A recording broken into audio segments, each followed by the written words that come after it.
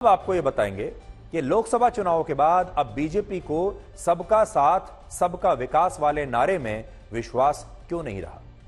पश्चिम बंगाल में बीजेपी के बड़े नेता शुभेंदु अधिकारी ने कहा है कि अब बीजेपी को सबका साथ और सबका विकास के नारे की जरूरत नहीं है और जो चुनाव में बीजेपी के साथ नहीं था अब बीजेपी भी उनके साथ नहीं है।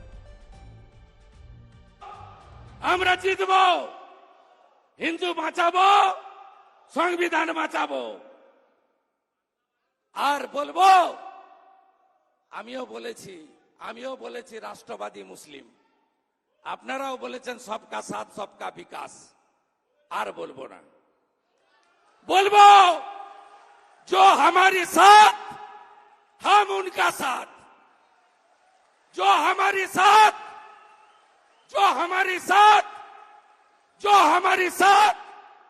हम उनका साथ, सबका साथ सबका विकास। बंद करो नो नीड संख्यालघु मोर्चा। ভালো থাকুন। जय श्री राम, जय श्री राम, जय श्री राम। तो शुभेंदु अधिकारी ने आज ये बहुत बड़ी बात कह दी और वो ये कह रहे हैं कि जो हमारे साथ हैं हम उनके साथ हैं, जिन्होंने हमें वोट दिया है हम उनके साथ हैं, जिन्होंने हमें वोट नहीं दिया है अब बीजेपी भी उनके साथ नहीं है। लेकिन आपको याद होगा बीजेपी तो लगातार ये बात कहती है आ रही है कि सबका विकास सबका विश्वास, और अब वो ये कह रहे हैं कि इस नारे की कोई आवश्यकता नहीं है। ये उन्होंने बहुत बड़ी बात कह दी और ये जो नारा था ये खुद प्रधानमंत्री मोदी ने दिया था। अब शुभेंदु अधिकारी ये कैसे कह सकते हैं कि इस नारे की कोई आवश्यकता नहीं है। इस बात का एहसास उन्हें ये भाषण देने के तुरंत बाद हो गया।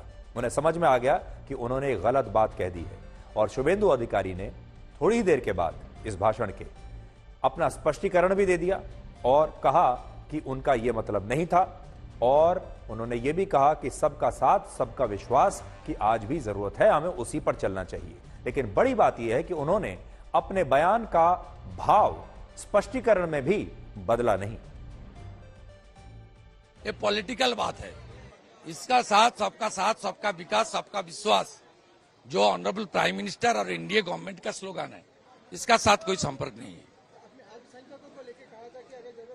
ये हमारी एजेंडा यह है सबका साथ के लेने के। हम लोग कोशिश कर रहा था, आगे भी कोशिश करेगा। जब मेरा क्षेत्र में मैं जाता हूं सब विकास का काम सब लोग को मिलता है, हिंदू मुसलमान सबको।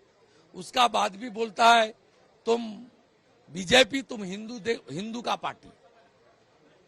ममता बोलती है और उनका आदमी भी और बोलती है, माइनॉरिटी लोग भी। जो गांव में जाता है पत्थरबाजी होता है, ब्लैक फ्लैग दिखाता है।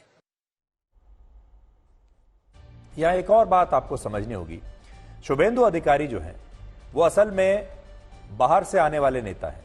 शुभेंदु अधिकारी बीजेपी के नेता नहीं थे, ये टीएमसी में थे और टीएमसी छोड़कर कुछ समय पहले ही ये बीजेपी में आए हैं।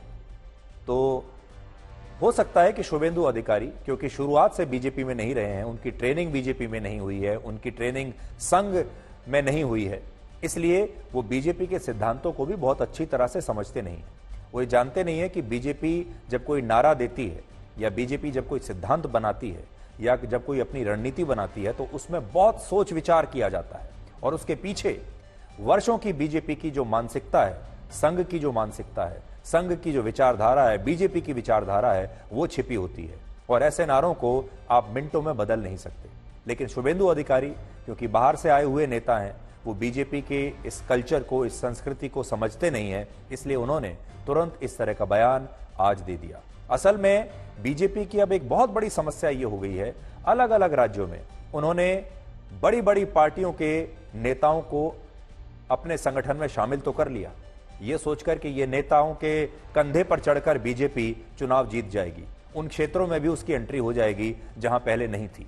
लेकिन विचारधारा का जहां सवाल आता है, जहां काम करने के स्टाइल का सवाल आता है, ये तमाम जो नेता हैं जो दूसरी पार्टियों से आए हैं, ये आज भी बीजेपी के उस स्टाइल को अपना नहीं पाए हैं और इनमें से बहुत सारे नेता ऐसे हैं जिनसे बीजेपी के दूसरे कार्यकर्ता और दूसरे नेता आज भी बड़े परेशान हैं क्योंकि दोनों का काम करने का स्टाइल, दोनों की विचारधारा अलग अलग है।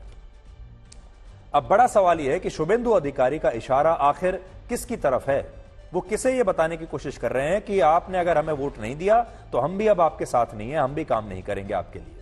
तो ये बात आपको बड़ी ध्यान से सुननी चाहिए, वो क्या कह रहे हैं।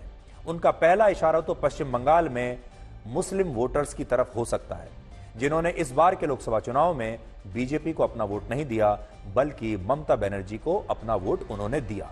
पश्चिम बंगाल में 27% मुस्लिम वोटर्स हैं, जिनमें से 73% मुस्लिम वोटर्स ने ममता बनर्जी को वोट दिया और सिर्फ 7% मुसलमान वोटर्स ने अपना वोट बीजेपी को दिया है। तो सबसे बड़ा जो गड्ढा हुआ है बीजेपी की टैली में, वो तो यहीं से हुआ है। दूसरा, पूरे देश में भी अगर हम उनके इस बयान को पूरे देश पर लागू करने की कोशिश करें तो वो तो खैर खुद पश्चिम बंगाल से आते हैं, लेकिन अगर वो कह रहे हैं ऐसी बात तो फिर पूरे देश में क्या असर होगा। पूरे देश में भी बीजेपी को इस बार मुसलमानों ने वोट नहीं दिया है।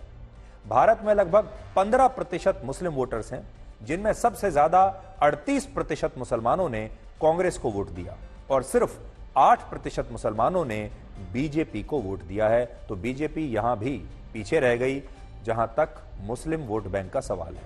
तीसरा बड़ा पॉइंट यह है कि इस बार के लोकसभा चुनाव में बीजेपी को 36.6% वोट मिले हैं और देश में 63.4% वोटर ऐसे हैं जिन्होंने इस लोकसभा चुनाव में बीजेपी को वोट नहीं दिया है। अगर संख्या के हिसाब से देखें तो इस बार के लोकसभा चुनाव में कुल 64 करोड़ 20 लाख लोगों ने वोट डाला, जिनमें से 40 करोड़ 61 लाख लोगों ने बीजेपी को अपना वोट नहीं दिया। इसलिए आज बड़ा सवाल यह है कि क्या शुभेंदु अधिकारी ये कहने की कोशिश कर रहे हैं कि BJP in 40 crore 61 lakh voters के लिए अब काम नहीं करेगी। ये एक बड़ा सवाल है और शुभेंदु अधिकारी को इस पर भी अपना स्पष्टीकरण देना चाहिए कि उन्होंने जो बयान दिया है ये आखिर किस भाव से उन्होंने ये अपना बयान दिया है।